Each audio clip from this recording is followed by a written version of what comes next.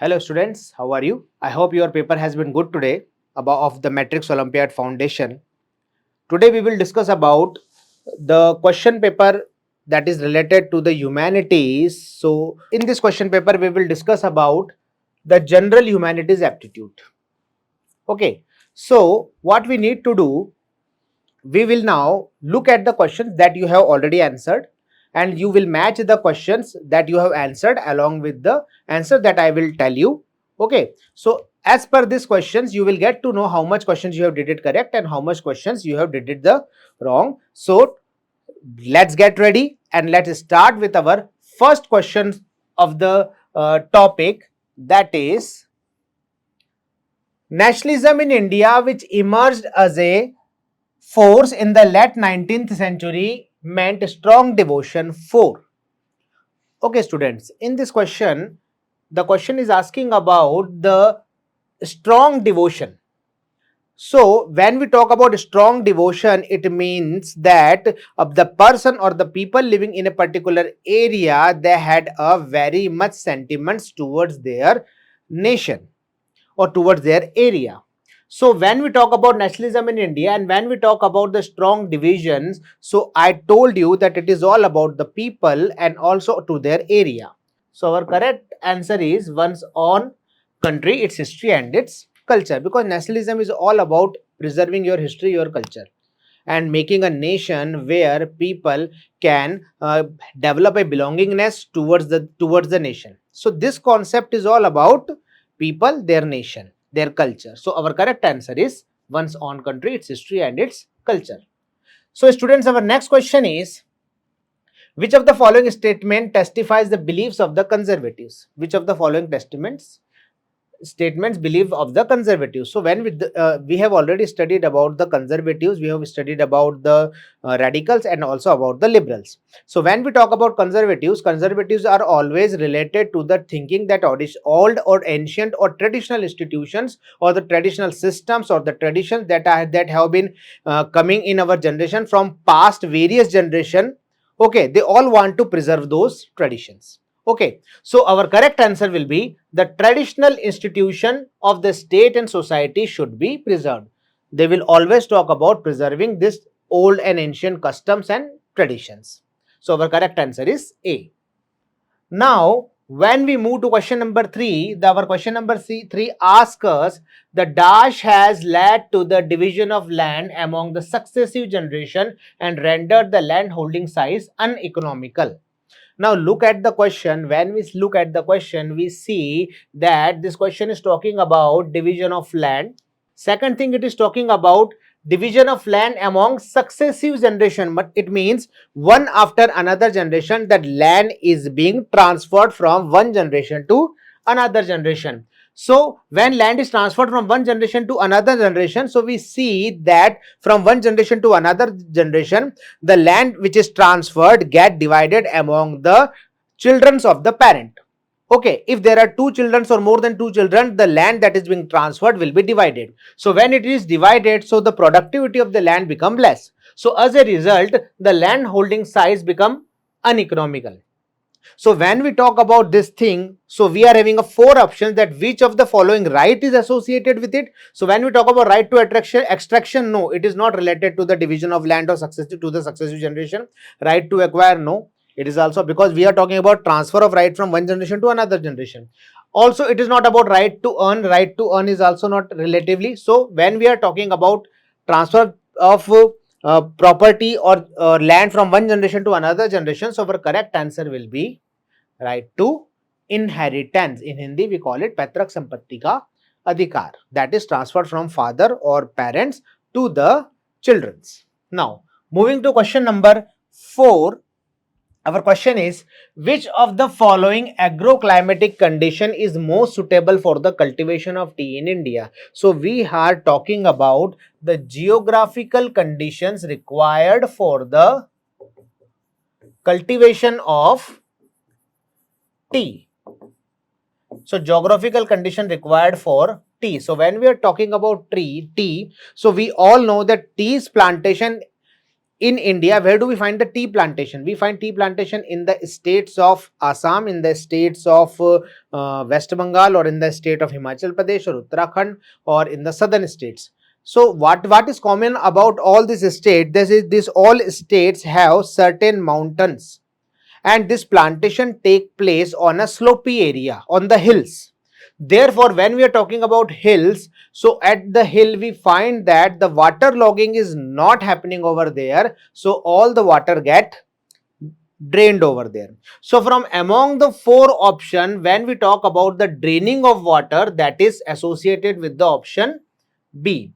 Okay, and also apart from it, the tea bushes required hot and humid climate, and also it require fertile soil, and in the mountain the fertile soil that we found is loamy soil.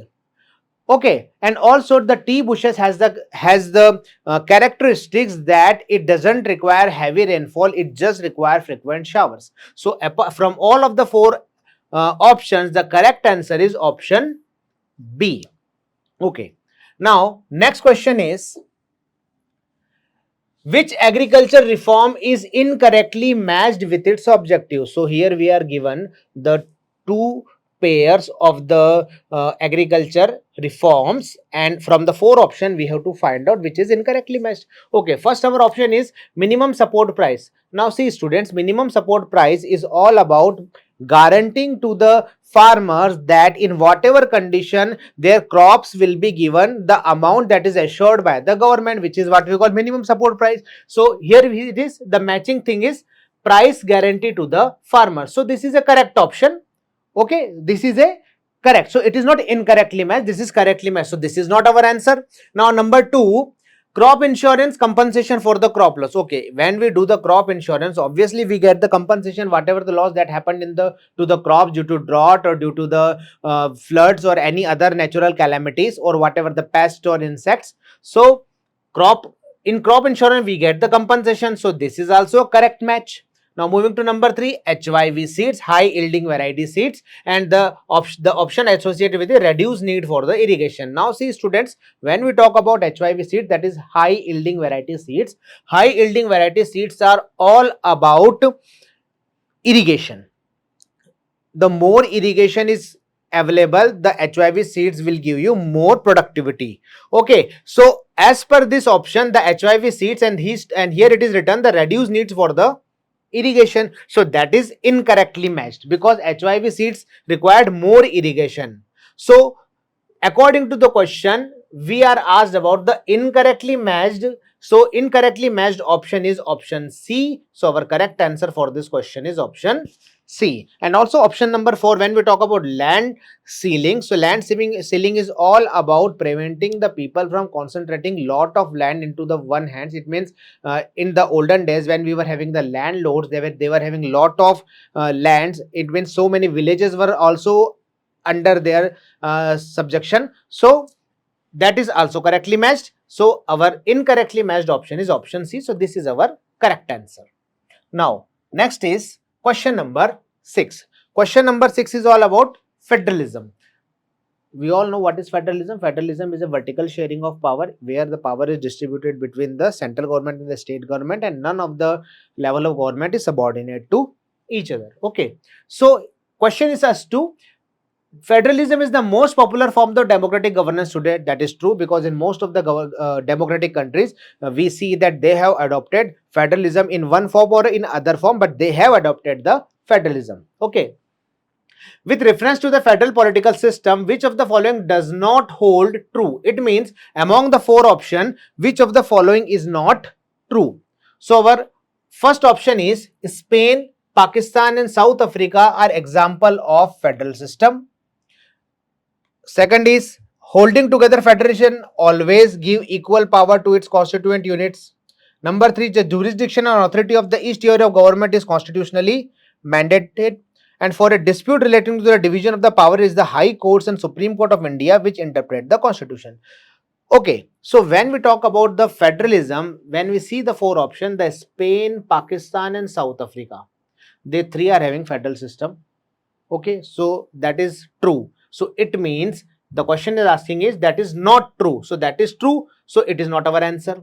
Now moving to option number B, holding together federation always give equal power to its constituent units. Holding together power always give equal power to its constituent units. Now see, when we talk about holding together federation is all about not giving equal power to the constituent unit. Because if we see the example of India, in India, what do we see? We observe in India that there are certain states and there are certain union territories, and union territories are having less power than states. And India is a holding together federalism. So it means that in India, the states and the union territories are not given equal power. So it means this option, holding together federation, always give equal power to the constituent unit, that is a wrong option. Okay. And what the question has asked, that does not hold true. So this statement does not hold true. So according to our question, our answer is answer number B. Okay. Now moving to question number 7. Which of the following is the example of asymmetrical federalism in India? Asymmetrical federalism. See, asymmetrical and symmetrical federalism. When we are talking about symmetrical federalism, it is all about distributing equal power between the central government and the constituent units. Okay, and in asymmetrical, and in asymmetrical federalism, we see that the power is not distributed equally among the central government and the other constituent units. So as per the option, what do we see? First option is a special provision for Jammu and Kashmir under Article 370. Now it is abrogated, but earlier it was prevalent. Division of power between the center and state. See, this option is true because when we are talking about this option, it means whether it is symmetric or asymmetric, the power is distributed between center and state. Okay. Now next is states having equal representation in the Rajya Sabha. That is also doesn't matter. That also not associated with it. Then uniform laws across all states. That is also not true. So our correct answer is A. Because here we are talking about asymmetric federalism. It means the distribution of power between the different states is also different. Earlier, the Jammu Kashmir was more powerful than other states of the India. Therefore, our correct option is option A. This is an example of asymmetrical federalism in India. Now, question number 8. One major drawback for the most political parties in India. See, now we are talking about the drawbacks. Drawback is all about, it is like demerit or disadvantage or the wrong thing that is going in the political party. It means some kind of practices which are not good for the political party, which are not good for the country, but still it is being practiced by the political parties. Those are the drawbacks. So if we talk about option A, they never contest election. Okay, this is not a drawback, because if we see that political parties always contest election. They promote internal democracy at every level. Okay, now see, does political party promote internal democracy at every level? No, that doesn't. Okay, decisions are often made by the top leader without consulting the other members. Okay, this is also an important factor, that in a political party in India, most of the decisions are being taken by the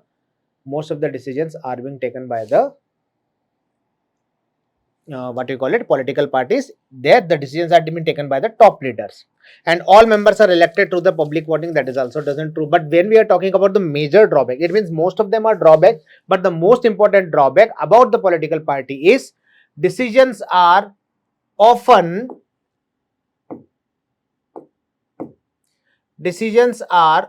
made by the top leaders without consulting other members. So this is our correct answer. Now moving to next question. Which of the following measures can reduce disguised unemployment in the agriculture sector? Okay, see, now what is disguised unemployment? Disguised unemployment is all about when people are engaged in the agriculture, but they are not working according to their potential. First thing is that. Second thing is, in agriculture, the people are required less, but more are engaged in the agriculture. Therefore, the labor is distributed among the people working in the agriculture, but the return, the output of the agriculture is not distributed as per their requirement.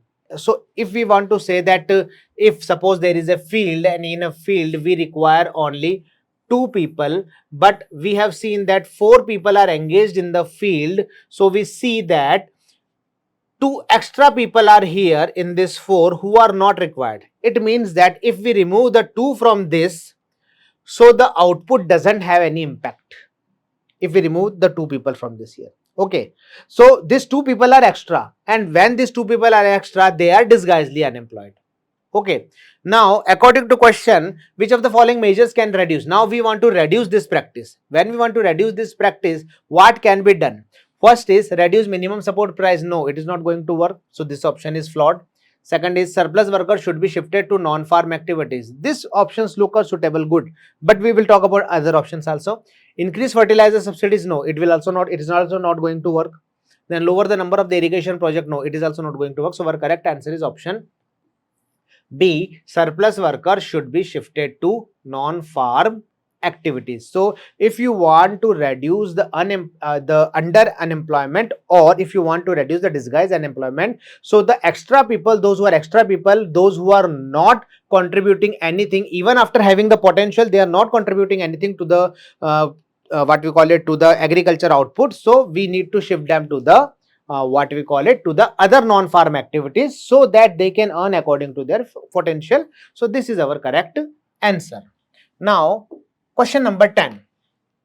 Now here you are given a table about the sources of credit, where you are asked that there are 200 households in the village called Chandanwadi, and hundreds are debtors. It means 100 households are debtors. It means they have taken the credit from different sources of credit, and those sources of credits are landlords, Bank of India, farmer, cooperative, moneylender, Bank of Allahabad, friends and relatives. Now here what we need to do is we just need to bifurcate it into formal and informal sectors. Okay, so landlords are informal sectors, Bank of India is a formal sector, Farmers Cooperative Bank, this is also a formal sector. Money lender, this is a informal sector. Bank of Allahabad, it is a formal sector. Friends and relatives, informal sectors of loan. Maharashtra State Corporate, this is a formal sector. Now, what is question asking us? That based on the table given above, according to this table, what we need to do, we need to find out that which of the following statement is true.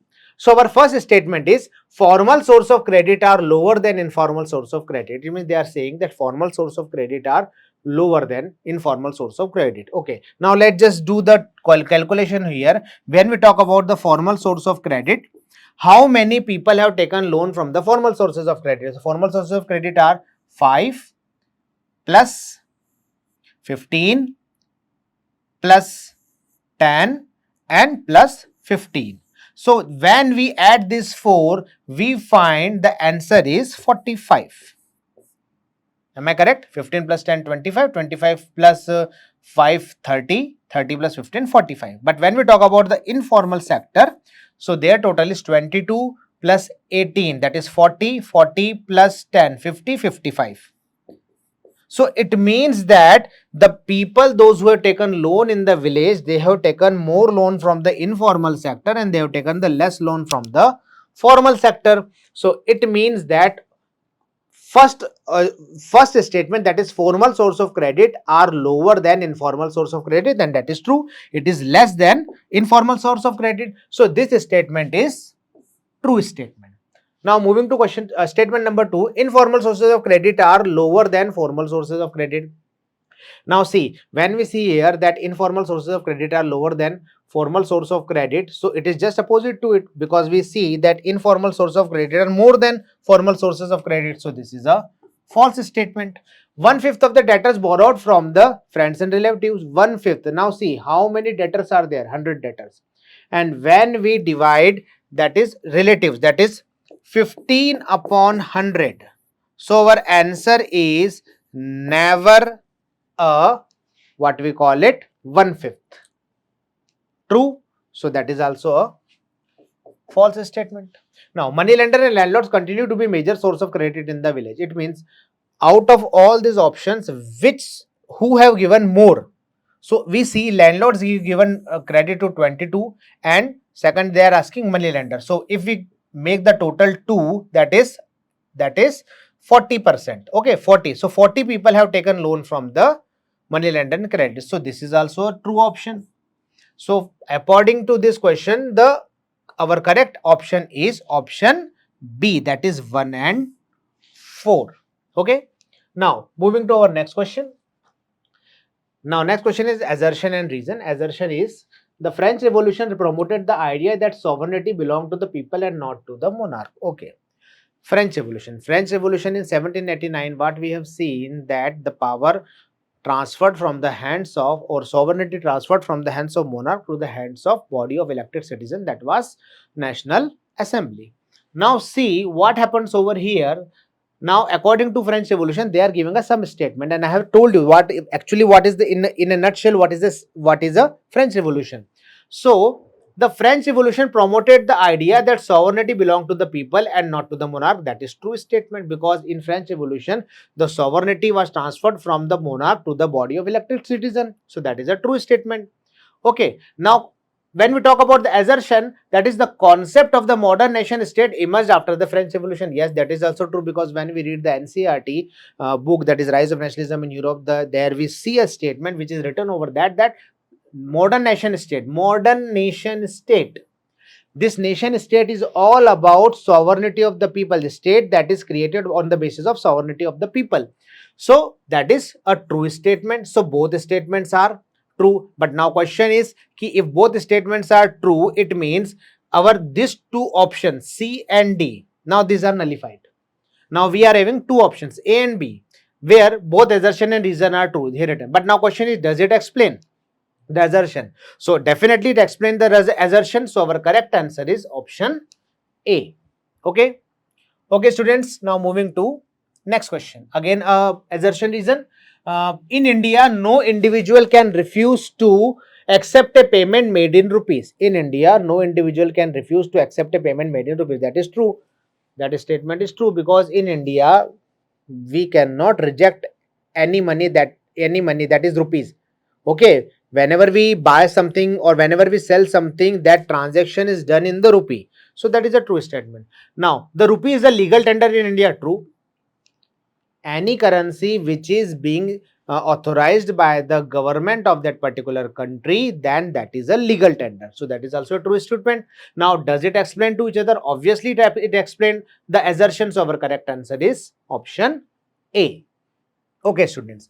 Now let us move to next question, that is identify the act and choose the correct option. Identify the act. Now we need to name the act, that is according to this hints. First, our hint is the act was passed by the Imperial Legislative Council. It gave power to the government to repress political activities. It empowered the government to detain the political prisoner. So all of these statements are associated with which act? That is Rowlatt Act. This Rowlatt Act was implemented in 1919. So our correct option is option A. Now moving to next. Suppose a political party wins 4% of votes in a state assembly election but does not win any seats, will it be recognized as a state party? See, when we are talking about a state party, it is mandatory for every political party, those who want to become recognized as a state party, it need to get how much percentage of vote? That is 6% votes. So obviously the answer will be no. Why? Because it failed to meet the seat and vote percentage. So actually there I think 2 seats are required. So both the, because it doesn't win any seat and 2 seats are required and 6% votes are required and the both requirements are not met. So our correct option is option D. Okay, students. Our next question is, now we have to see the states. A map is given to us. And they are asking the slash and bin agriculture is known by a specific name in different states of India.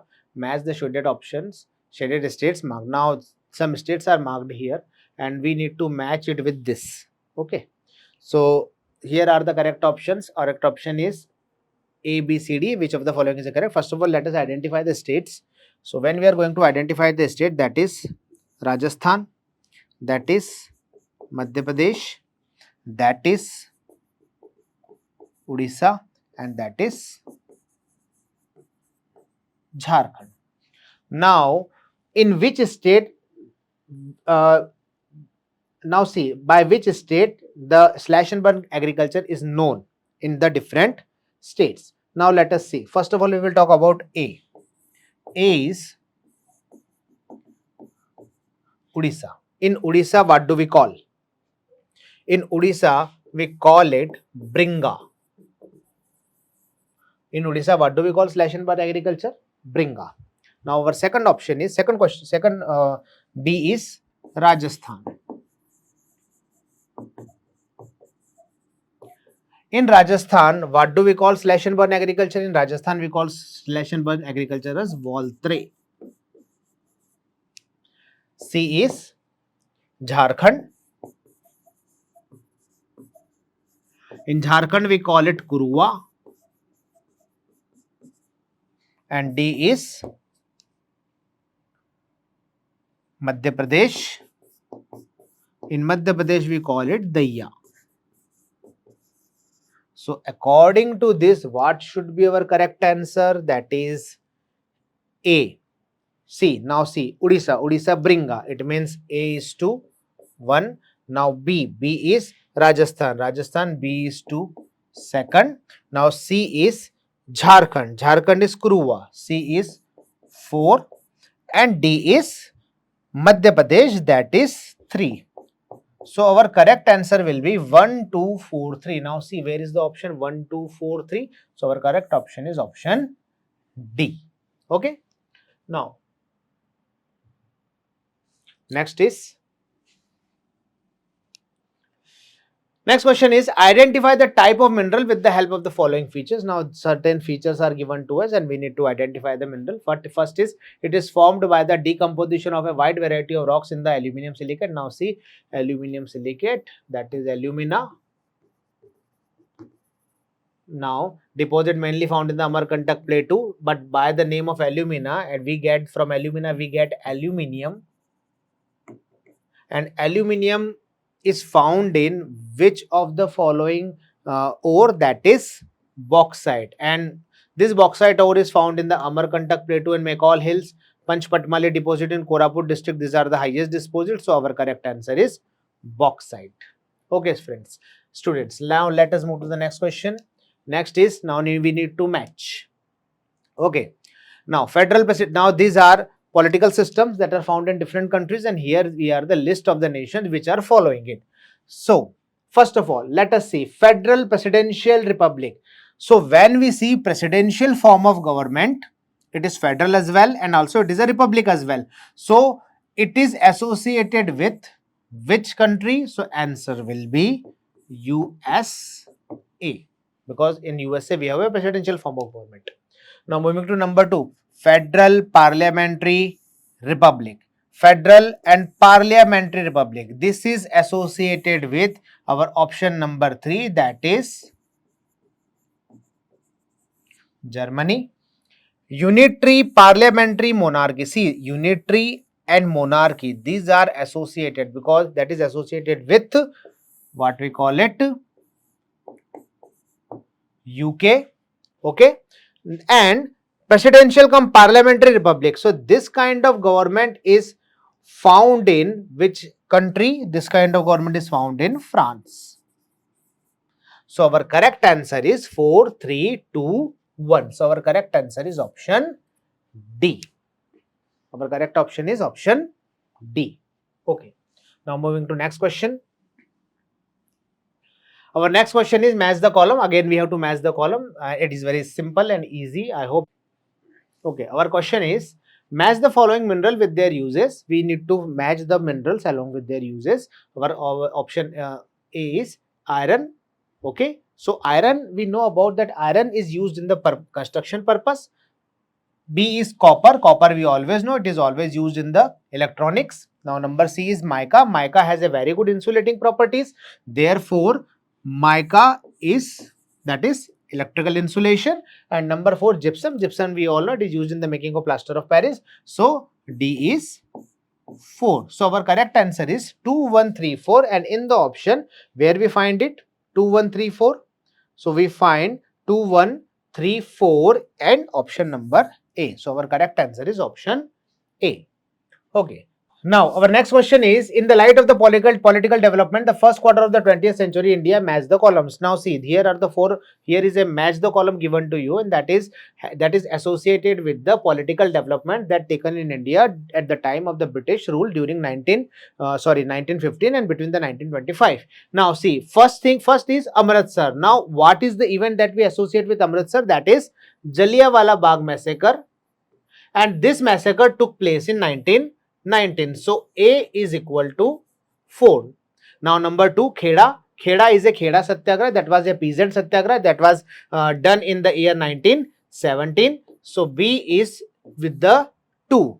Now Ahmedabad. Now Ahmedabad is associated with the cotton mill Satyagraha that was done in the year 1918. So C is 3. And Chauri Chora is an event where Mahatma Gandhi, because of this event, Mahatma Gandhi withdrawn non-cooperation movement. So this incident took place in 1992.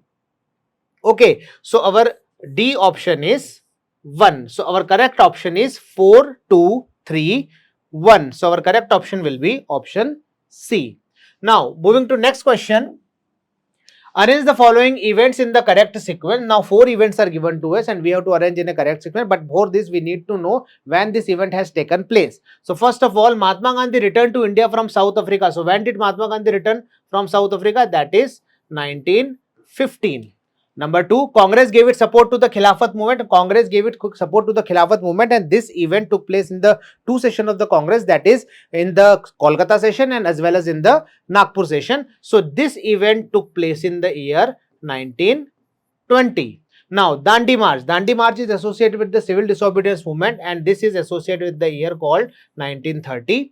And Mahatma Gandhi traveled to Champaran in Bihar to inspire the peasant to struggle against the oppressive plantation system. So this is a Champaran Satyagraha, and this event took place in year 1917. So as per the years of the thing of these options, what do we see? We see that the first event that took place in India was Mahatma Gandhi returned to India from South Africa. So our correct chronological sequence will be 1. Then after 1, we will come to number 4. After number 4, we will come to number 2 and then number 3. So our correct option is 1, 4, 2, 3. So our option A will be the correct option.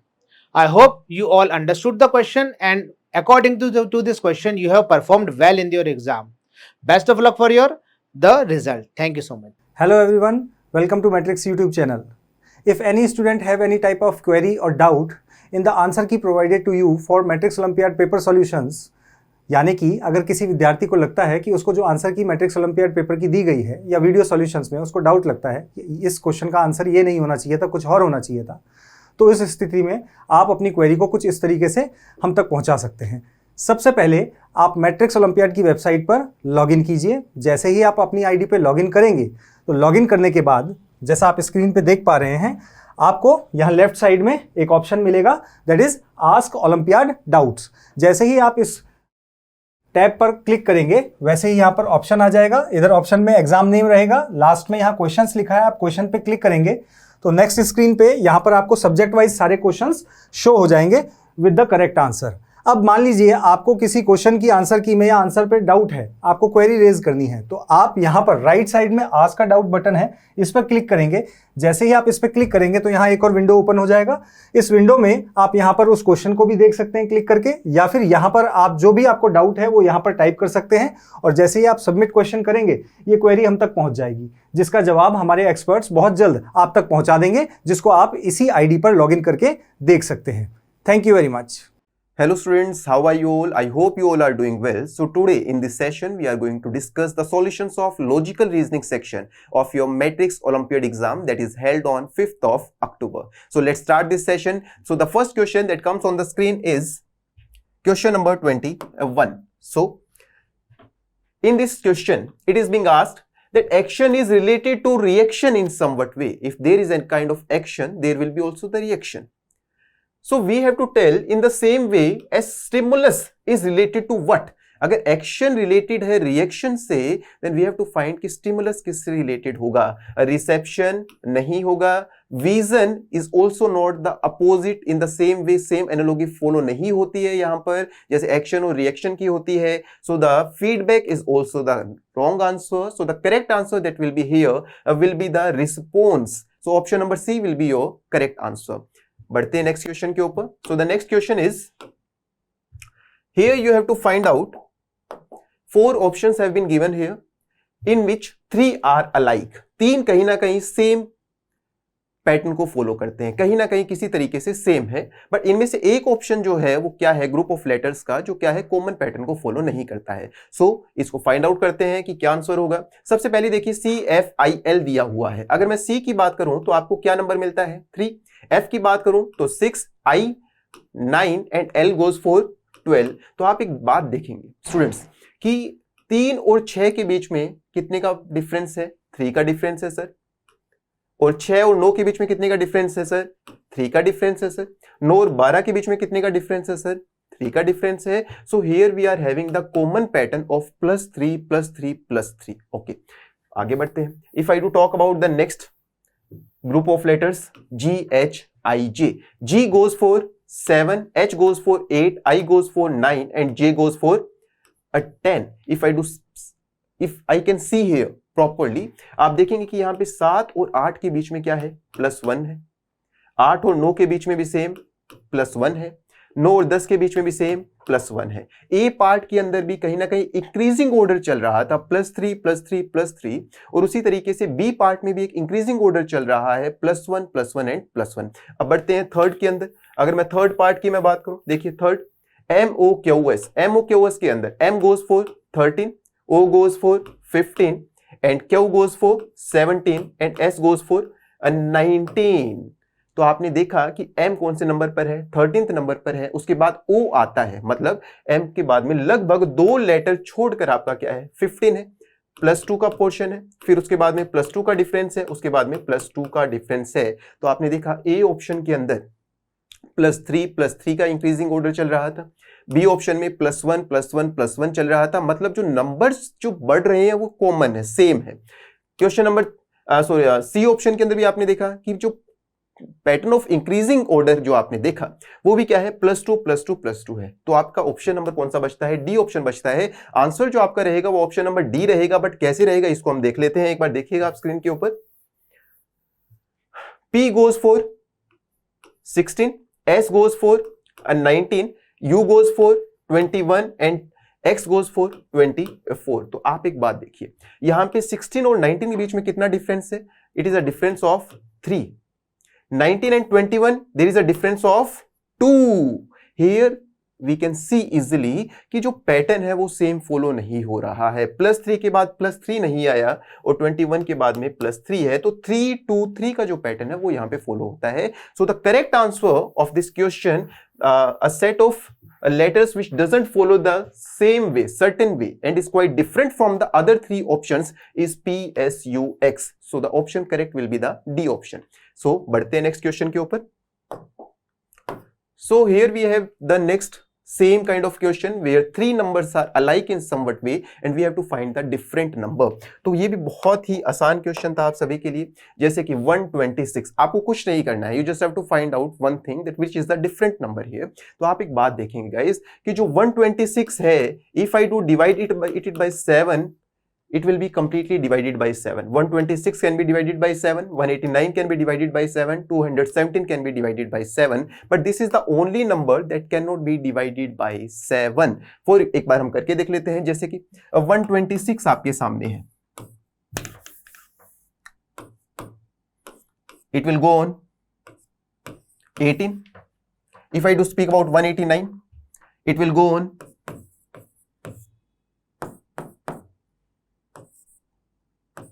27. If I do speak about 217, it will also go on 31. So all these numbers are divided by 7, but this is the only numbers, option number C 254, that cannot be divided by 7. तो और सारे number जो है वो 7 से divide होते हैं, but जो C ऑप्शन है वो नहीं होता है. सो आपका जो करेक्ट ऑप्शन इसके अंदर रहेगा वो क्या रहेगा, C ऑप्शन रहेगा 254. बढ़ते हैं आगे. लोयर सेम जो आपका 21st क्वेश्चन था उसी की तरह एक और क्वेश्चन आपके सामने है, जिसके अंदर पूछा गया है कि लॉयर जो है वो कहीं ना कहीं एक लिंक रखता है किसके साथ, जस्टिस के साथ। लॉयर क्या लाता है, जस्टिस लाता है। वैसे ही जो आर्बिट्रेटर है उसका क्या काम होता है, जजमेंट सुनाना? बिल्कुल नहीं। इनजस्टिस करना? बिल्कुल नहीं। कम्युनिकेशन करना, बात करना? बिल्कुल नहीं। तो आर्बिट्रेटर आपका रिलेटेड होता है गाइस किससे, सेटलमेंट से। तो option number C will be the correct one here. So again we do have some pairs of letters. So CEGI is related to AGEK. इसको हम देखते हैं। CEGI is related to AGEK. हमको find out क्या करना है कि DFHJ किससे रिलेटेड होगा। तो एक बार हम देखते हैं। आप क्या देखेंगे, C और A के बीच में एक रिवर्स ऑर्डर है। क्या है, -2। क्या है, -2। E और G में क्या है, E आता है आपका 5 के ऊपर और G आता है आपका किसके ऊपर, 7 के ऊपर। यहां पे आपने देखा सर क्या है, +2 है।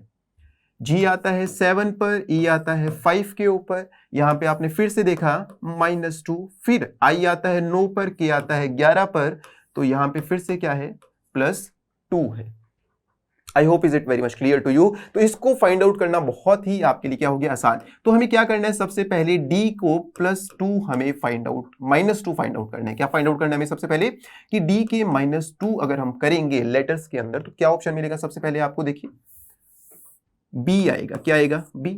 अब ऑप्शन में आप सबसे पहले ही देख लीजिए कि ऑप्शन नंबर 1 गलत हो जाता है, C ऑप्शन है। ऑप्शन नंबर बी भी गलत हो जाता है। अब आपके पास बचते हैं 2 ऑप्शन, BHFL और BDJK। तो बस आप सेकंड लेटर को फाइंड आउट कर लीजिए।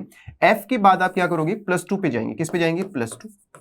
अगर मैं F को +2 करता हूं जो F6 के ऊपर है, तो मुझे नंबर 8 के ऊपर जो लेटर उसको फाइंड आउट करना है और वो क्या होगा आपका, H होगा। क्या होगा, H। तो BH का जो भी ग्रुप आपको मिलेगा आगे करने की आपको जरूरत ही नहीं है। तो ऑप्शन नंबर सी आपका क्या रहेगा इसके अंदर, बिल्कुल करेक्ट ऑप्शन आपका रहेगा। I hope is it very much clear to you. बढ़ते हैं नेक्स्ट क्वेश्चन के ऊपर। अभी आपने देखा कि आपके जो लॉजिकल रीजनिंग का जो एग्जाम है इसके अंदर एनालिटिकल रीजनिंग के साथ में क्रिटिकल रीजनिंग के क्वेश्चंस भी है। पैराग्राफ आपने पढ़ा होगा। इस पैराग्राफ के अंदर कहीं ना कहीं सिग्निफिकेंस ऑफ वर्ड्स के बारे में बताया गया है, हाउ वर्ड होते क्या है और what is the effect of words on a human existence. तो इसी से रिलेटेड जो क्वेश्चंस है उनको हम सोल्व करते हैं।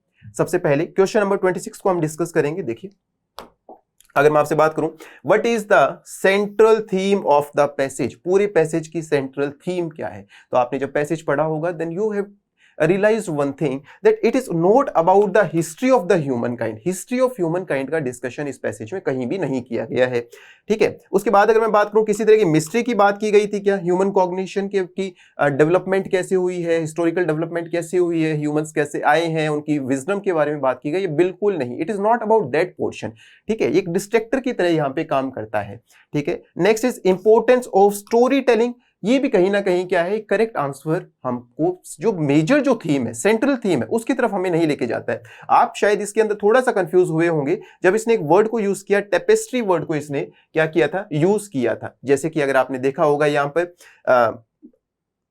देखिए, यहां पर जब हम ये देखिए tapestry, intricate tapestry that convinces us of our existence. यहां पे बच्चे थोड़े कंफ्यूज हुए होंगे कि कहीं ना कहीं सर स्टोरी लाइन टेलिंग की यहां पे बात की गई है, पर कहीं ना कहीं ये सेंट्रल थीम नहीं है जिसकी मैं बात कर रहा हूं, जो सेंट्रल थीम है। कहीं ना कहीं इसका डिस्कशन किया गया स्टोरी टेलिंग का, but the correct answer will be option number B, the impact of words on human existence. इंसान के जीवन के ऊपर शब्दों का क्या प्रभाव पड़ता है। तो ऑप्शन नंबर बी क्या रहेगा आपका करेक्ट ऑप्शन रहेगा। इसके अंदर आप प्रॉपर्ली क्या करते हैं, प्रीमाइसिस को आइडेंटिफाई कर लेते हैं, अजम्पशंस देख लेते हैं, कंक्लूजन देख लेते हैं, प्रॉपर्ली पूरे पैराग्राफ को एक स्ट्रॉन्ग अंडरस्टैंडिंग के साथ एनालाइज करके जब क्वेश्चन करते हैं तो आपके लिए चीजें बहुत आसान हो जाती है। तो option number B will be the correct one. Question number 26 बढ़ते हैं next, question number 27 from the same paragraph, जिसके अंदर पूछा गया है आपसे कि इस पैसेज के according what does a word symbolize, word का क्या मतलब है, जो शब्द है वो क्या है। अब आप इधर पैराग्राफ के ऊपर देखिए, इधर एक बात लिखी गई है। क्या लिखी गई है, थोड़ा ध्यान से समझिएगा।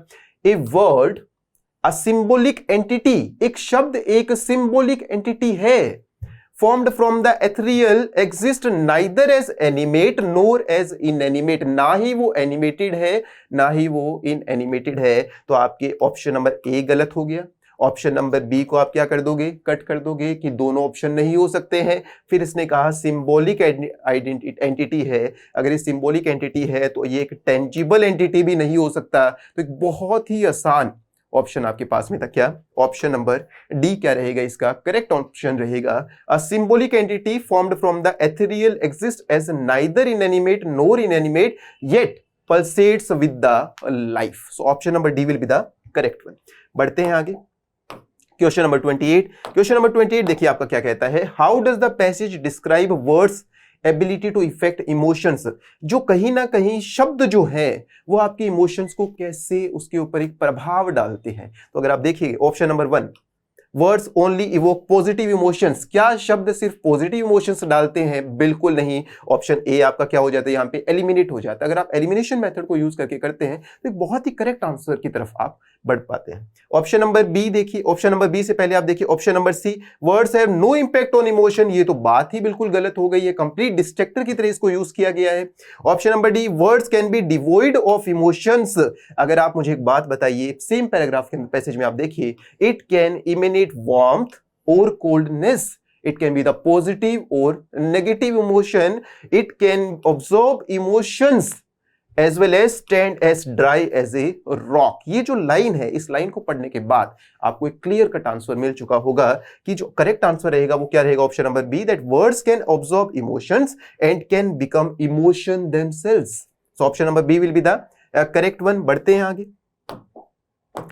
Question number 29। अगर मैं क्वेश्चन नंबर 29 को डिस्कस करूं, N engagement with words is the most captivating enchanting and sometimes daunting encounter with the world, which of the following conclusions can be drawn from the above statement। इस statement को पढ़ने के बाद में एक बहुत ही प्रॉपर कंक्लूजन की तरफ आपको बढ़ना है, ठीक है। प्रॉपर आप, मैंने जैसे आपसे डिस्कस किया, जब आप प्रॉपर्ली एक आर्ग्यूमेंट के कंसेप्ट को करते हैं, प्रॉपर्ली आप स्ट्रेंथिंग और वीकनिंग जैसे कंसेप्ट को करते हैं, इन्फ्रेंस को पढ़ते हैं, वैसे कंक्लूजन को फाइंड आउट करना भी बहुत ही क्या रहता है आपके लिए जरूरी रहता है। तो जैसे कि इसने पूछा है कि स्टेटमेंट से आप क्या कंक्लूड कर सकते हैं पैसेज के अकॉर्डिंग, तो सबसे पहले अगर मैं बात करूं ऑप्शन नंबर ए को अगर मैं डिस्कस करूं, तो आपने देखा इसने क्या बोला कि words can be used to manipulate others.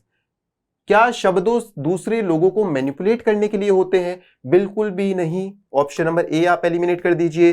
The power of word should be used carefully, use करनी चाहिए, बट हमने क्या देखना, देखिए जो आपको लाइन दी गई है इसी के अकॉर्डिंग आपको क्या करना है, करेक्ट आंसर को चूज करना है कि इसमें से आप क्या कंक्लूजन निकाल पाते हैं इसके अंदर। तो ऑप्शन नंबर बी भी क्या रहेगा आपका, गलत रहेगा। नेक्स्ट है words can capture the atrocities of the world. कहीं ना कहीं आप कहेंगे सर ये सारी चीजें डिस्कस तो की जा रही है, बट ये जो मुझे एक प्रॉपर जो सेंट्रल थीम जो है, जो मुझसे पूछा गया है कंक्लूजन, उसकी तरफ मुझे नहीं लेके जाते। तो आप बिल्कुल सही समझते हैं। तो इसका जो करेक्ट आंसर रहेगा गाइस वो क्या रहेगा, option number D, words can paint a picture of the world in its different colours.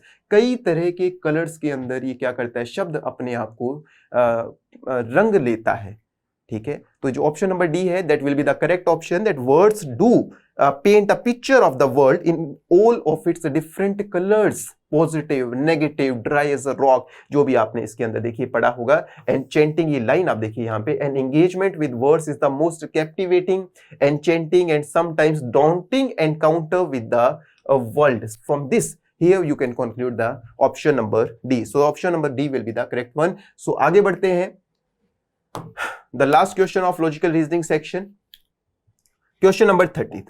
देखिए क्या कहता है, in the context of the passage what is the significance of world within the word। पूरी दुनिया एक शब्द में सम्माहित है जिसके अंदर आपने कहा कि शब्द का एक बहुत ही इंपॉर्टेंट रोल इस पैसेज के अंदर बताया गया है कि शब्द एक जिंदगी को कैसे प्रभावित करता है, शब्द कैसे सुकून देता है और शब्द ही कैसे दर्द पहुंचा देता है। जैसे कि आपने देखा, it refers to the power of language to create inspiration, energy and faith. आपने देखा ऑप्शन नंबर ए क्या होता है, कहीं ना कहीं सही होता आपको दिखाई देगा। फिर भी हम और भी ऑप्शन है उनको डिस्कस करते हैं प्रॉपर्ली। ऑप्शन नंबर बी देखिए, it signifies the author's love for the global community. यहां पर आपको समझ आएगी सर ग्लोबल कम्युनिटी की बात कहां की गई है, यूनिवर्सल तो है बट ग्लोबल कम्युनिटी की डिस्कशन कहां पे हुआ है, तो आप इस ऑप्शन को कहीं ना कहीं एलिमिनेट कर देंगे।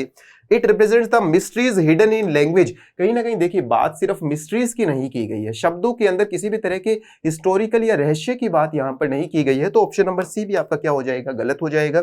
It describes the author's mission to explore different cultures. किसी देखिए इसके अंदर कहा गया है कि ओदर क्या कर रहा है, शब्दों के थ्रू बहुत सारी कल्चर्स को कहीं ना कहीं एक्सप्लोर करना चाहता है। तो अगर मैं आपसे बात करूं तो ये कहीं ना कहीं चीजों को अगर हम स्टेप बाय स्टेप ग्रेजुअल तरीके से समझेंगे और करेंगे तो आपको पता लगेगा कि जो ऑप्शन नंबर डी है वो भी क्या होता है इसके अंदर गलत होता दिखाई दे रहा है। तो option number A will be the correct answer here. I hope ये क्वेश्चन आपको जो है क्लियर हो गया होगा, आपको सारी सॉल्यूशंस मिल गए होंगे। So best wishes, God bless you all, thank you. Hello students, how are you all? I hope you have a very good paper today and you have solved all the questions very brilliantly. So welcome to the MOF. We are going to solve the question paper that is related to humanities under the Matrix Olympiad Foundation, and our topic will be current affair. Okay, let's see how the solution goes. Our first question is, as per the declaration in Union Budget of 2025-26, which state in India is set to host its first nuclear power plant under the National Nuclear Energy Mission? So, as per the question, we are asked that which of the four given state, which of this state is going to hold its first nuclear power plant under the National Nuclear Energy Mission? So the correct answer is Bihar. Bihar is going to hold its first nuclear power plant under the National Nuclear Energy Mission, which is declared in the budget of 2025-26. Okay. Moving to our next question. What percentage of reservation has been mandated for women in Ladakh Hill Council? See, recently Ladakh Hill Council has decided that they are going to give reservation of about 33% to the women. Okay, so our correct answer is 33%. Next, what is the theme of the World Environment Day 2025? So, World Environment 2025, the theme of the Environment Day is beat the plastic pollution. So, our correct answer is option B, beat the plastic pollution. Next question is, in which village in Tamil Nadu was the Pandya era Shiva temple discovered? Okay, so this is a recent news that is 2-3 months ago that a full temple and various kinds of temple and its ruins are excavated from the land, and it is said that this temple is much older than 1000 year. It is said like that. So correct answer of this question is Udampatti. Udampatti is in Udampatti, that is in Tamil Nadu, where the whole temple, their students were playing over there and they suddenly found something statue like thing, and then the things got recovered, and then we find a complete Shiva Pandya era Shiva temple which belongs to the era called Pandyas. So correct answer is C, Udampatti. Next is, which organization won the Subhash Chandra Bose Aapda Prabandhan Puruskar? See, Aapda Prabandhan Puruskar, it means disaster management. It is related to the disaster management. Got it? And the name of this prize is given on the name of our legendary freedom fighter Subhash Chandra Bose ji. So in 2025, this award was given to INCOIS. Now, what is INCOIS? INCOIS is an organization which look about the oceanic information system, which give the oceanic information system. So this award has been given to the INCOIS. Next question is, who won a second term as an Australian Prime Minister? Among the four, who won the second term? Well, it means who among the four has got the second time as the Prime Minister of Australia? So correct answer is option B, that is Anthony Albanese. He has replaced Scott Morrison. Okay. Next question is, what is the theme of the 11th International Day of Yoga 2025? Okay, so it was recently in the use, because in 2025, 21 June is celebrated as the World Yoga Day, and the theme of the day was Yoga for One Earth and One Health. Next question is, where is India's first e-waste recycling park being developed? Okay, so this was also recently in the news that the first e-waste recycling park developed. It is developed in North Delhi, that is Holambi Kalan.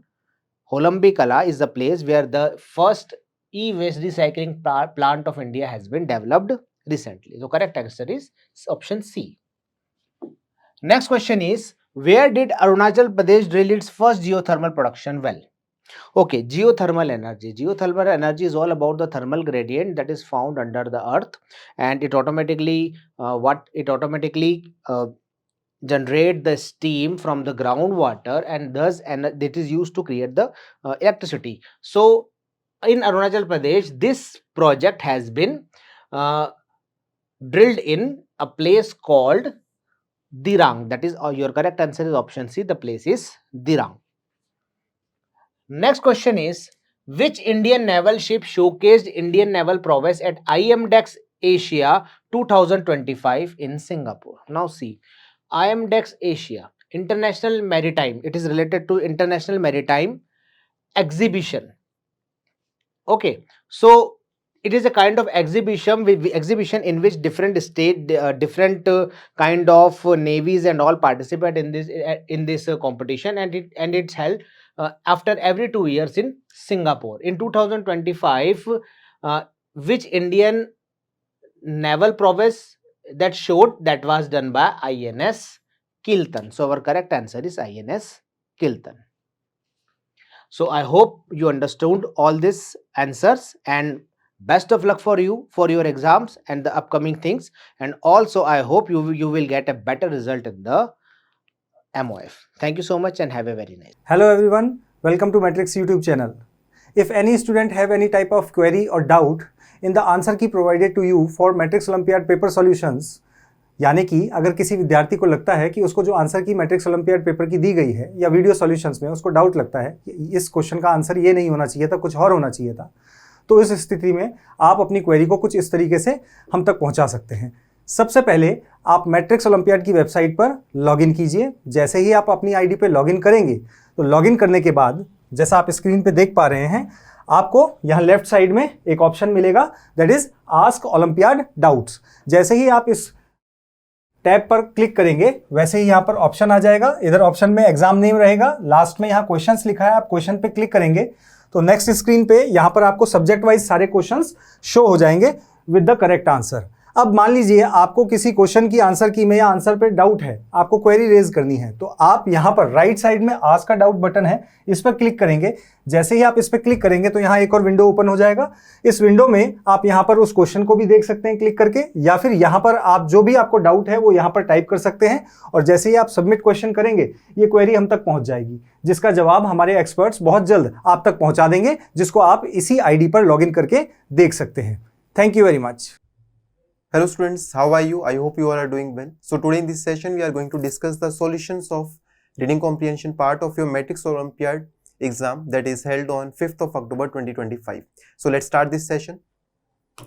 So जैसे कि आप देख सकते हैं, जो आपका सबसे पहला पैसेज है क्वेश्चन नंबर 41 के लिए, आपने जब आपको इसको रीड आउट किया होगा तो आपको पता लगा होगा that it is about some of the basic freedom rights. Freedom of speech is being discussed here, freedom of religion is being discussed here, and how those freedom rights are given to citizens. किस तरीके से हर नागरिक को वो rights दिए जाते हैं और किस समय के ऊपर उन राइट्स को क्या किया जा सकता है, रेस्ट्रिक्ट किया जा सकता है, उसके बारे में पूरा का पूरा पैसेज था। चलिए थोड़ा सा डिस्कस करते हैं इसको और फिर आगे बढ़ते हैं कि देखिए, जैसे ही हमारा देश आज़ाद होता है 1947 के अंदर, India adopted democratic system of government. बहुत इंपॉर्टेंट पॉइंट है। 1947 के बाद which type of system of government India adopted, तो कौन सा सिस्टम अडॉप्ट किया था? डेमोक्रेटिक सिस्टम जो है वो हमने अडॉप्ट किया था। क्यों अडॉप्ट किया था? To ensure the political freedom and individual rights को कहीं ना कहीं एंश्योर करने के लिए, हर नागरिक के अधिकार को और कहीं ना कहीं उसके जो कानूनी अधिकार होते हैं और जो संवैधानिक अधिकार हैं उन अधिकारों को मेंटेन करने के लिए, इक्वलिटी को मेंटेन करने के लिए, वैल्यूज को मेंटेन करने के लिए हमने डेमोक्रेटिक सिस्टम को अडॉप्ट किया था। कॉन्स्टिट्यूशन हमको कुछ फंडामेंटल राइट्स देता है, जैसे कि freedom of speech, freedom of religion, freedom of expression is given here, freedom to form association. बहुत तरह की हमारे पास फ्रीडम राइट्स हैं, जैसे जो कि काफी सारी ह्यूमैनिटीज के बच्चों को आपको पता भी होगा, जैसे आर्टिकल 19 के अंदर डिस्कस किया गया है फ्रीडम के राइट्स को। पर ये जो फ्रीडम के जो राइट्स हैं ये एब्सोल्यूट नहीं है, ये कंप्लीटली आपके पास इनकी कंप्लीट अथॉरिटी नहीं है। इसका मतलब ये नहीं है कि आपके पास ये राइट है तो आप कुछ भी कर सकते हैं।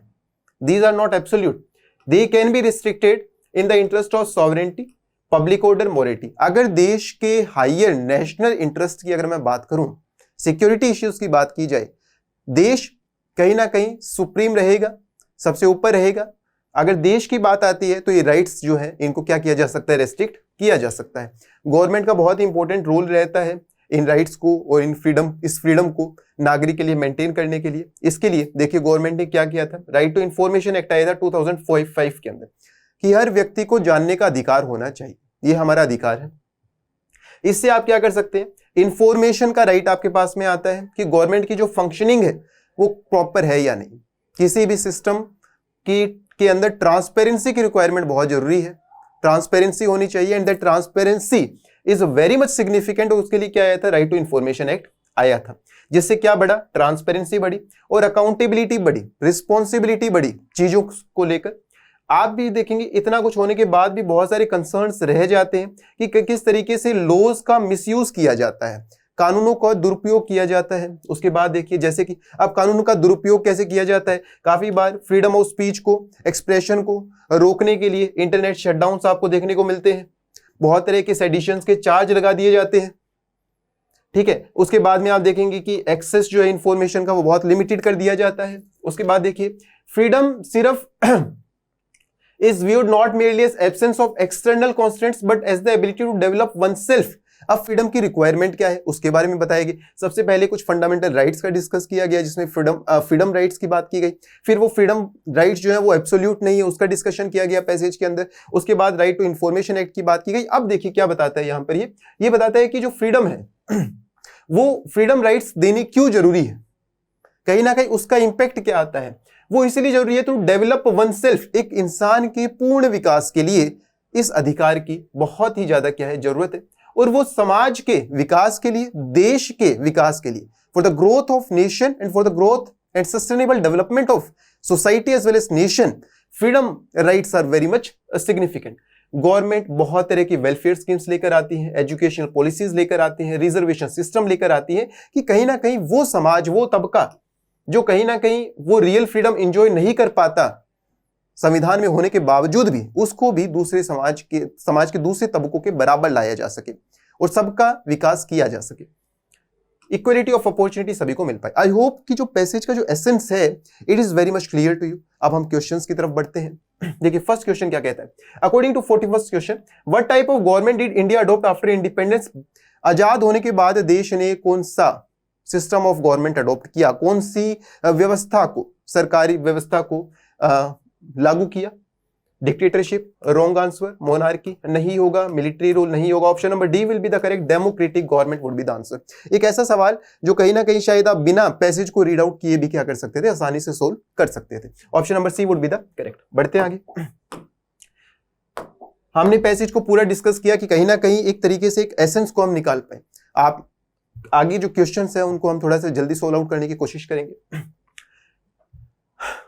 इनमें से कौन सी लिमिटेशन, क्वेश्चन नंबर 42, इनमें से which inferred limitation suggests that fundamental rights in India may be conditional। कौन सी बात कहती है, जैसे कि हमने यहां पे डिस्कस किया था कि फंडामेंटल जो राइट्स हैं, फ्रीडम्स आर नॉट एब्सोल्यूट। इनमें से कौन सी बात वो जो आपको बताती है कि फ्रीडम के जो राइट्स हैं वो एब्सोल्यूट नहीं है, वो कंडीशनल है, उनको हटाया जा सकता है। हटाने का मतलब उनके ऊपर कुछ रेस्ट्रिक्शंस लगाई जा सकती हैं किसी हद तक। तो वो कौन सा था, आपने देखा होगा, restricted in the interest of sovereignty, public order and morality, जो हमने डिस्कस किया था कि देश की जब बात आएगी तो इन राइट्स को क्या किया जा सकता है, कहीं ना कहीं किस हद लेवल के ऊपर रेस्ट्रिक्ट किया जा सकता है। So rights can be restricted for higher national interest. कौन से इंटरेस्ट, पब्लिक ऑर्डर की जब बात आएगी, सॉवरेनिटी की जब बात आएगी, मोरलिटी की जब बात आएगी, सिक्योरिटी की जब बात आएगी, तब इन राइट्स को क्या किया जा सकता है, रेस्ट्रिक्ट किया जा सकता है। So option number B would be the correct answer. बढ़ते हैं आगे, question number 43, right to information act लाने का कहीं ना कहीं क्या पर्पस था, जो हमने रीड किया यहां पर, राइट टू इंफॉर्मेशन एक्ट 2005 में आया, उसका क्या रीजन था, टू स्ट्रेंथन द सिटीजन्स, नागरिक को मजबूत करने का बहुत ही अच्छा जरिया था, सिस्टम में ट्रांसपेरेंसी लाने का। So the option number A would be the correct answer, empowering citizens through access to official processes. अगर लोगों की भूमिका व्यवस्था में बढ़ेगी, गवर्नेंस में बढ़ेगी, तो कहीं ना कहीं ट्रांसपेरेंसी आएगी और देश का एक संपूर्ण विकास की तरफ हम बढ़ पाएंगे। तो option number A would be the correct, internet shutdown नहीं रहेगा, सी ऑप्शन भी गलत रहेगा, सेंसरशिप लाना नहीं, public of scrutiny of elected official would be also the wrong answer here, so the option number A would be the correct. Next question number 44 की तरफ हम बढ़ते हैं। How does the passage redefine the concept of freedom from A socio political lens? कहीं ना कहीं passage के अंदर जो फ्रीडम का कंसेप्ट है वो socio political point of view से अगर हम देखें तो कैसा रहता है उसके बारे में बताता है, कैसे रीडिफाइन करता है उसको। तो इसका क्या करेक्ट आंसर रहेगा? Freedom is a universal constant unaffected by social policy. Social policy का कोई प्रभाव नहीं पड़ता है फ्रीडम पर, option number A wrong. It is primarily economic independence achieved through private means is also wrong. It is a dynamic condition shaped by opportunities for self growth and civic participation. Self growth के साथ साथ कहीं ना कहीं लोगों की भूमिका रहती है, इसके लिए कहीं ना कहीं बहुत इंपॉर्टेंट है कौन सा कंसेप्ट? फ्रीडम का कंसेप्ट, जहां पे सिर्फ इंडिविजुअल डेवलपमेंट तो है ही है, पर कहीं ना कहीं देश के अंदर सभी लोगों की भूमिकाएं भी क्या है, बढ़ जाती है। तो option number C would be the correct answer of this question. Question number 45 पे बढ़ते हैं। देखिए क्वेश्चन 45 क्या कहते हैं? According to the passage what is the broader meaning of freedom in India? Passage के अकॉर्डिंग भारत में आजादी का क्या मतलब आप समझते हैं? ब्रॉडर मीनिंग क्या है? क्या सिर्फ एक्सटर्नल रेस्ट्रिक्शंस लगाना? मैं नहीं, ओनली आते ही शब्द क्या हो जाएगा यहाँ पे? गलत हो जाएगा। सिर्फ only absence of external restrictions is wrong here. अभी हमने थोड़ी लास्ट ही क्वेश्चन में डिस्कस किया, क्या? Develop one self and participate meaningfully in society. समाज के अंदर पूर्ण भागीदारी के साथ, गवर्नेंस में पूर्ण भागीदारी के साथ और खुद के संपूर्ण विकास के साथ ही यही वो कुछ पर्पस है जो एक कंप्लीट फ्रीडम को क्या करते हैं? डिफाइन करते हैं। किसके अंदर? भारत के अंदर, इस पैसेज के according. Doing anything without responsibility, accountability की हम बात करते हैं यहाँ पर, और यहाँ पे कह रहे हैं ऑप्शन नंबर सी क्या है? बिल्कुल ही गलत हो जाता है, बिना रिस्पॉन्सिबिलिटी कुछ करना। Freedom from education and work, पढ़ाई खत्म कर दो, हाँ काम बंद कर दो, ये बिल्कुल ही क्या है? डिस्ट्रैक्टर की तरह काम करते हैं। ये ऑप्शन इसलिए होते हैं कि बच्चे को कंफ्यूज किया जा सके। ठीक है, बढ़ते हैं आगे, टाइम को कहीं ना कहीं वेस्ट करने के लिए एक तरीके से। आई होप ये पैसेज आप क्लियर है, इसके आंसर आप क्लियर है। बढ़ते हैं आगे, क्वेश्चन नंबर 46 नए पैसेज के साथ। देखिए पैसेज जैसे ही आपने देखा होगा drug abuse in India, drug abuse के ऊपर है, जिस तरीके से नशे का प्रभाव जो है वो देश के अंदर बढ़ रहा है, युवाओं के ऊपर बढ़ रहा है, उसके ऊपर ये पैसेज है। देखिए ये एक बहुत ही सीरियस सोशल प्रॉब्लम है भारत के अंदर, स्पेशली किसके अंदर? यूथ के अंदर। पंजाब हो, मणिपुर हो, महाराष्ट्र हो, दिल्ली हो, जहां पे बहुत बड़े लेवल पर ड्रग की कंजम्पशन बढ़ रही है। ठीक है, अब यहां पे कुछ डाटा दिए जाएंगे आपको, जैसे कि 2019 magnitude of substance use in India report क्या कहती है? 2.8% ऑफ इंडियंस, लगभग 30 million people, it is about 30 million people, 30 million लोग जो है वो क्या यूज करते हैं? कैनबिस यूज करते हैं। उसके बाद में देखिए क्या है, ओपियोइड का जो यूज है उससे लगभग 0.7% of population is affected due to the consumption of this opioids. Next, अब इनके कॉजेज क्या है उसके बारे में बताया गया है। एक इंट्रोडक्शन आपको दिया गया ड्रग अब्यूज के बारे में कि कौन से स्टेट्स के अंदर है, पंजाब है, मणिपुर है, दिल्ली है, महाराष्ट्र है। उसके बाद में कैनबिस की क्या कंजम्पशन है, ठीक है, उनका इफेक्ट कितना आता है, 0.7% है। ठीक है, उसके बाद में आपको बताया गया है कि what are the factors behind this, कि इस ड्रग अब्यूज के बढ़ने के पीछे के फैक्टर्स क्या क्या है। तो अगर डिस्कस किया जाए यहाँ पे, जैसे पीयर प्रेशर की बात की गई है, फर्स्ट पॉइंट जो आपको याद रखना है। एडोलेसेंट बच्चों के अंदर ना पीयर प्रेशर बहुत है ना, दोस्त कर रहा है तो मुझे भी करना पड़ेगा, फ्लेक्स करने के लिए कहीं ना कहीं। ठीक है, पीयर प्रेशर है। कॉलेज स्टूडेंट्स के अंदर आपको ज्यादा देखने को मिलता है, युवाओं में देखने को मिलता है। मेंटल स्ट्रेस की अगर मैं बात करूं तो ये भी फैमिली के अंदर, परिवारों में जो कॉन्फ्लिक्ट होता है, स्ट्रेस से बचने के लिए बहुत सारे युवा जो है इसका शिकार हो जाते हैं। उसके बाद में लेक ऑफ अवेयरनेस, बहुत सारे लोगों को इसके नुकसान के बारे में पता ही नहीं है, तो ये भी एक इंपॉर्टेंट फैक्टर है इसका। ड्रग अब्यूज जो है वो सिर्फ इंसान के फिजिकल और मेंटल हेल्थ को नुकसान नहीं पहुंचाता, बल्कि समाज के अंदर भी बहुत तरह के नेगेटिविटी को लेकर आता है। जैसे कि आप देखेंगे क्राइम बढ़ जाता है समाज में, डोमेस्टिक वायलेंस बढ़ रही है घरों के अंदर, ठीक है, परिवार टूट रहे हैं। तो ये सबसे बड़ा एक अभिशाप है, आप समझ सकते हैं कि ड्रग अब्यूज समाज को तोड़ने का, एक व्यक्ति को, एक देश को कमजोर करने का सबसे बेहतर जरिया होता है। दुश्मन देश के लिए किसी भी देश को कमजोर करना है तो उसके युवाओं को किसका शिकार बना दो? ड्रग अब्यूज का शिकार बना दो, नशे का शिकार बना दो। Government has initiated various programs, government बहुत तरह के प्रोग्राम्स लेकर आई है जो मिनिस्ट्री ऑफ सोशल जस्टिस और एम्पावरमेंट है, जैसे कि नशा मुक्त भारत अभियान आपने देखा होगा, जो अवेयरनेस कैंपेन्स लेकर आता है। डी एडिक्शन सेंटर्स हैं, बहुत तरह के रिहेबिलिटेशन प्रोग्राम्स लेकर आते हैं। जिससे लोगों के इस हैबिट को छुड़ाया जा सके, इससे मुक्ति दिलवा सके। एक्सपर्ट्स का मानना है कि इन कानूनों को का जो लागू किया जाता है, enforcement against drug trafficking combined with counselling, मतलब हमको एक कंबाइंड एफर्ट की तरफ बढ़ना पड़ेगा। सिर्फ एक तरह के सॉल्यूशंस, सिर्फ एक परसेप्शन से सॉल्यूशन को निकालना, एक एजेंसी के सॉल्यूशन से कुछ नहीं होगा। कंबाइंड एफर्ट के साथ, चाहे पॉलिटिकल हो, चाहे सोशल हो, चाहे इकोनॉमिक फैक्टर्स जब काम करते हैं, इन सभी तरह के सॉल्यूशंस के ऊपर काम करना पड़ेगा। Counselling should be there, skill development should be there, community participation सबसे इंपॉर्टेंट है। तभी हम क्या कर पाएंगे, इस प्रॉब्लम को टैकल कर पाएंगे होलिस्टिकली, कंप्लीटली, अगर हमें इस प्रॉब्लम को सोल्व आउट करना है। आई होप ये पैराग्राफ पैसेज आपको क्लियर हो गया होगा। बढ़ते what percentage of, question number 46 के ऊपर, what percentage of Indians use cannabis products as per the 2019 report. 2019 report के अकॉर्डिंग कितने प्रतिशत लोग जो है वो कैनबिस का यूज करते हैं, जैसे कि हमने पढ़ा था 2.8%। सो option number A would be the correct answer. बढ़ते आगे, क्वेश्चन नंबर 47, नशा मुक्त भारत अभियान का फोकस किसके ऊपर था? Option number B would be the correct, awareness campaigns and rehabilitation programs. हमने यहीं पे डिस्कस किया, क्या था? Awareness campaigns and de addiction centre and rehabilitation program was the main focus of नशा मुक्ति अभियान, जैसे कि जो हमने यहां पर पढ़ा था। इसका आंसर यहां पे, तो option number B would be the correct answer. बढ़ते आगे, question number 48, based on the passage which influence best explains the geographic variation in drug abuse across India. Bharat के अंदर अलग अलग जगह पर आपने देखा, दिल्ली में है, महाराष्ट्र की मैं बात करूं, उसके बाद मणिपुर की मैं बात करूं, पंजाब की मैं बात करूं, तो क्या मेजर रीजन है उसका? तो उसके सारे बहुत सारे फैक्टर्स काम करते हैं, ठीक है। तो option number B would be the correct answer कि certain reasons may have socio political and economic stressors मतलब यहाँ पे बहुत तरह के फैक्टर्स हैं, चाहे वो इकोनॉमिक फैक्टर्स भी हो सकते हैं, वो सोशल फैक्टर्स भी हो सकते हैं, और वो पॉलिटिकल फैक्टर्स भी हो सकते हैं। सिर्फ एक फैक्टर की वजह से कहीं ना कहीं किसी भी चीज को बढ़ावा नहीं मिल सकता है। तो बहुत तरह के फैक्टर्स हैं। Option number B would be the correct, जो कहीं ना कहीं ड्रग कंजम्पशन को क्या करता है, बढ़ाता है, एनकरेज करता है, ठीक है। तो बढ़ते हैं आगे, option number B would be the correct. बढ़े, question number 49, What does the mention of peer pressure, unemployment and lack of awareness indicate about the nature of drug abuse? कहीं ना कहीं आपके सामने देखिए, हमने यहाँ पे डिस्कस किया था कि पीयर प्रेशर है, ठीक है, उसके बाद अनएम्प्लॉयमेंट है, लेक ऑफ अवेयरनेस है। ये कहीं ना कहीं क्या बताता है आपको ड्रग अब्यूज के बारे में? क्या बताता है ये बताता है, देखिए, it is a multi dimensional issue. सिर्फ एक फैक्टर नहीं है, मल्टीपल फैक्टर्स काम कर रहे हैं ड्रग अब्यूज के बढ़ने के भारत के अंदर, देश के अंदर। So it is a multi dimensional issue influenced by psycho social as well as economic factors. काफी तरह के फैक्टर्स हैं, काफी तरह के डायमेंशन के साथ, काफी तरह के चीजों के साथ हमको इसको क्या करना पड़ेगा, समझना पड़ेगा। तो option number B would be the correct answer here.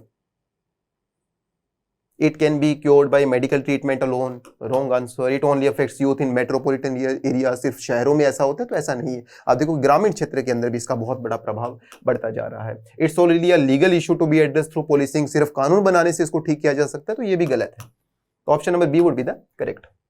Which of the following is not mentioned as a cause of drug abuse? इनमें से कौन सा जो रीजन है वो मेंशन नहीं किया गया, तो इसको देख लेते हैं। हमने यहाँ पे पीयर प्रेशर को डिस्कस किया, ओके। उसके बाद हमने यहाँ पर फैमिली कॉन्फ्लिक्ट्स को डिस्कस किया, ठीक है। मेंटल स्ट्रेस की यहाँ पे बात हुई, मेंटल स्ट्रेस डन हो गया।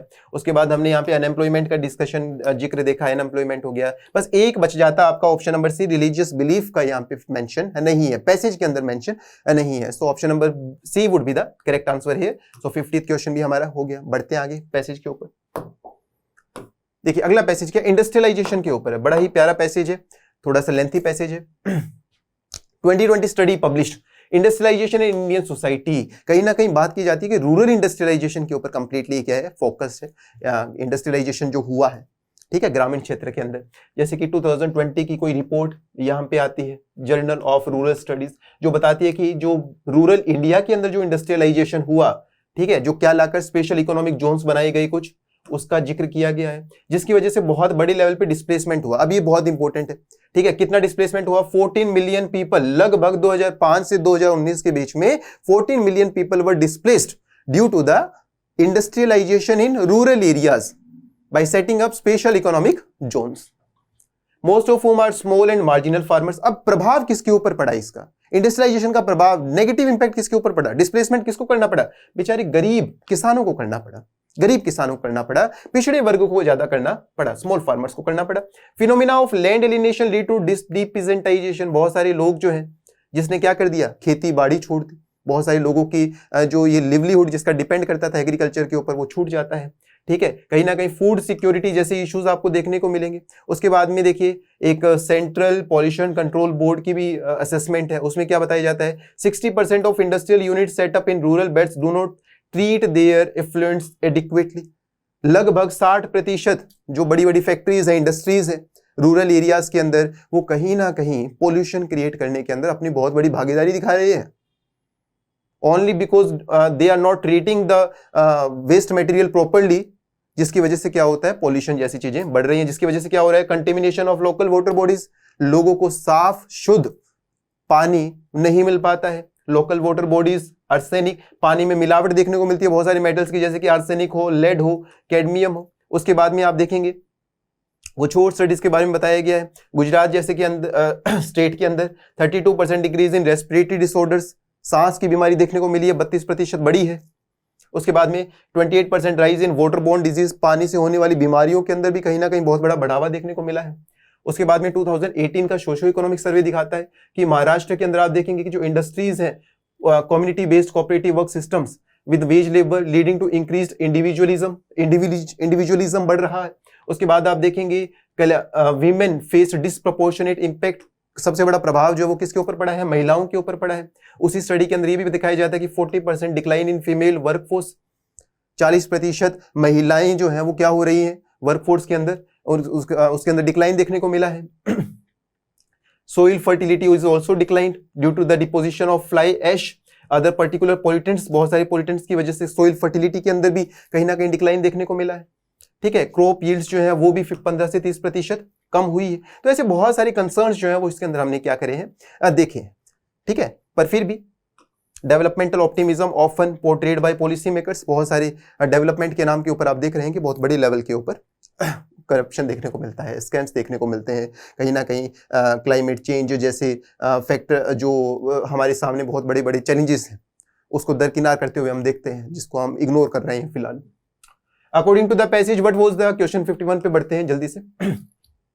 According to the passage what was the estimated number of people displaced due to SEZ, special economic based industrialisation, 2005 से 2019 के बीच में, यस अभी किया था 14 million people. So the correct answer would be option number D, 14 million. I hope it is clear to you. Question number 52 पर बढ़ते हैं। क्वेश्चन नंबर 52 देखिए क्या कहता है, Which of the following statements about gender impacts is correct? Gender impact, कौन से gender पे ज्यादा प्रभाव पड़ा, देखिए ऑप्शन नंबर ए इसका करेक्ट होगा, अभी हमने इसमें पढ़ा था। Female workforce participation declined by 40 post industrialisation के बाद में 40% जो फीमेल वर्कफोर्स है उसके अंदर क्या देखने को मिला, डिक्लाइन देखने को मिला, उनके पार्टिसिपेशन में क्या मिला, डिक्लाइन देखने को मिला। Option number A would be the correct. Question number 53 क्या कहते हैं, देखिए इंडस्ट्रियलाइजेशन का इंपैक्ट क्या हुआ लेबर सिस्टम के ऊपर, तो अभी हमने पढ़ा कहीं ना कहीं वेजेस की तरफ लोग ज्यादा बढ़े, तो option number C would be the correct, shifted to wage based labour. किसकी तरफ बढ़े, वेज बेस्ड लेबर की तरफ ज्यादा हम बढ़े।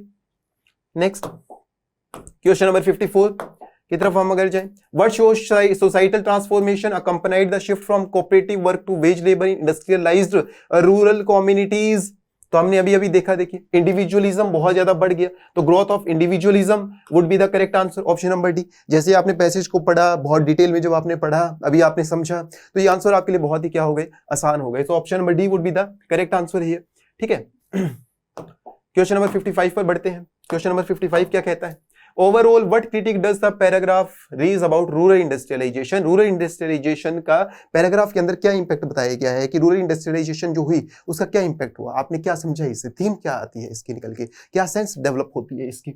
हाँ, फूड प्रोडक्शन बढ़ा नहीं, हमने यहां पर पढ़ा कि क्या पढ़ा हमने कि जो फूड सिक्योरिटी जैसे इश्यूज जो है वो देखने को मिलते हैं, ठीक है। उसके बाद हमने पढ़ा ट्रेडिशनल प्रैक्टिसेस को मजबूत करता है, नहीं ये भी गलत है।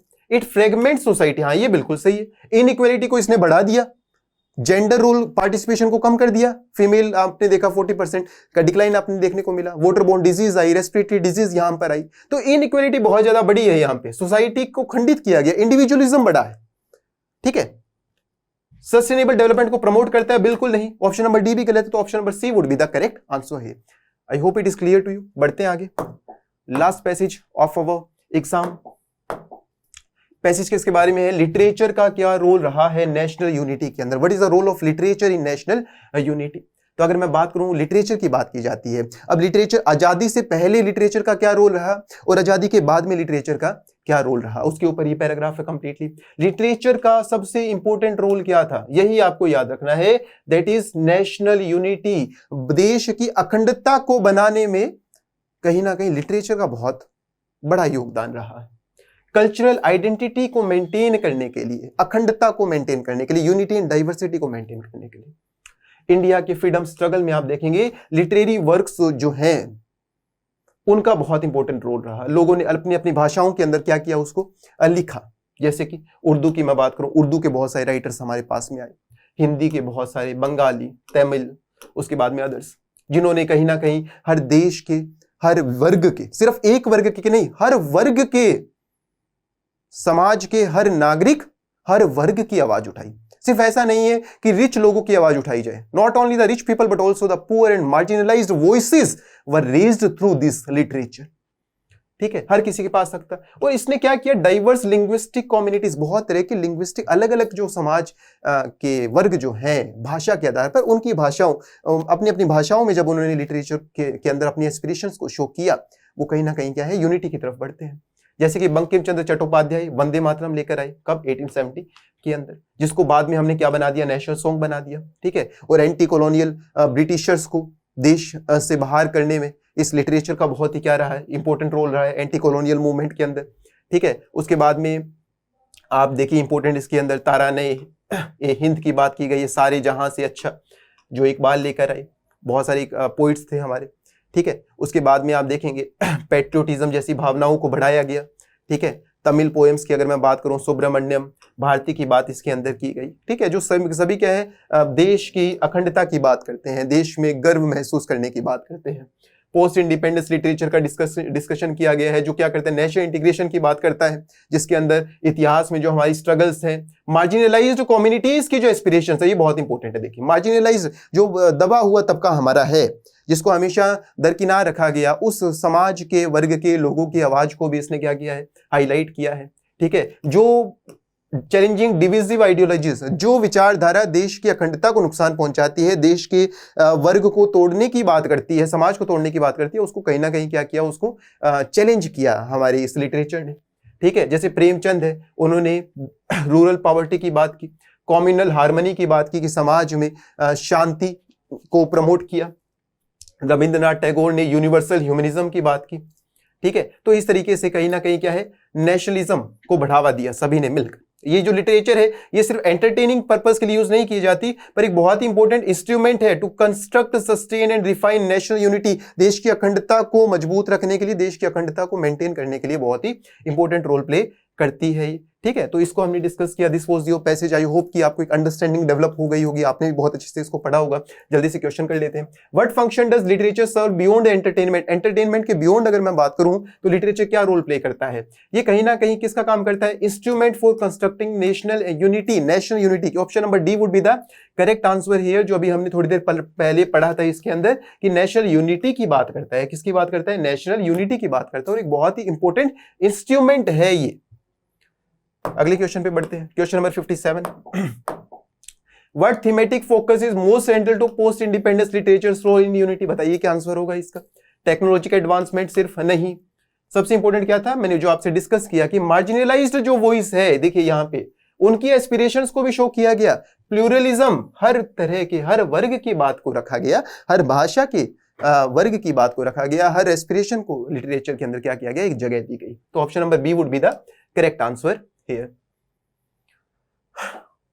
और आंसर्स को आप एलिमिनेट कर सकते हैं। बढ़ते हैं आगे। क्वेश्चन नंबर 57 हमने कर लिया। क्वेश्चन नंबर 58 क्या कहते हैं, देखिए। Which of the following statement is correct? इनमें से कौन सी स्टेटमेंट जो है वो करेक्ट है? Literature was confined to regional concern, सिर्फ एक जगह तक सीमित था, बिल्कुल गलत। नेशनल यूनिटी में इसका कोई कंट्रीब्यूशन नहीं था, तो सीधा ही गलत हो जाता है, एलिमिनेट कर दीजिए। Literary works articulated shared aspiration, सभी के एस्पिरेशंस की बात की गई, बिल्कुल सही। Literary expressions help translate regional divides, कहीं ना कहीं समाज के अंदर आप देखेंगे कि जो डिविजिव जो पॉलिसीज है ना, उसको इसने क्या किया, चैलेंज किया, तो ये भी बिल्कुल सही है। ठीक है, तो ऑप्शन नंबर बी इसका करेक्ट आंसर रहेगा। ठीक है, तो option number B second and third option. Next बढ़ते हैं क्वेश्चन नंबर 59 के ऊपर। असर्शन दी गई है, रीजन दिया गया है। पहली statement, Premchand literary contribution weekend communal harmony. Premchand की जो लिटरेरी कंट्रीब्यूशन है उसने क्या कर दिया, देश समाज की कम्युनल हार्मनी को कमजोर किया, बैलेंस को कमजोर किया। उसने अभी हमने पढ़ा था कि शांति को प्रमोट किया था प्रेमचंद जी ने। प्रेमचंद जी की जो लिटरेचर है उसने क्या किया था, शांति को प्रमोट किया, देश की अखंडता को प्रमोट किया, ना कि हार्मनी को खराब किया। तो असर्शन क्या हो जाती है, गलत हो जाती है। He focus primarily on elite urban narrative, सिर्फ शहरी कहानियों को, शहरी एस्पिरेशंस को दिखाया गया। ठीक है, एक पर्टिकुलर तबके को दिखाया गया, रिच तबके को दिखाया गया। तो ये भी क्या हो जाएगा आपका, गलत हो जाएगा। तो option number D correct answer रहेगा। Both A and R false. बढ़ते हैं आगे क्वेश्चन नंबर 60 के ऊपर। Identify the underlying theme that connects literature across pre independence and post independence. आजादी से पहले और आजादी के बाद लिटरेचर के बीच में क्या लिंक रहा है, उसकी बात की जाती है। ठीक है, तो option number B would be the correct. Pluralistic values and unity in diversity. कहीं ना कहीं प्लूरलिस्टिक वैल्यूज की बात की जाती है और डाइवर्सिटी की बात की जाती है, अखंडता की बात की जाती है। आई होप ये सारे के सारे ऑप्शंस जो हैं वो आपको क्लियर होंगे। It is very much clear to you, passages आपने बहुत अच्छे से पढ़े। सो इसी के साथ इस सेशन को खत्म करते हैं यहाँ पर। Best wishes, God bless you, thank you.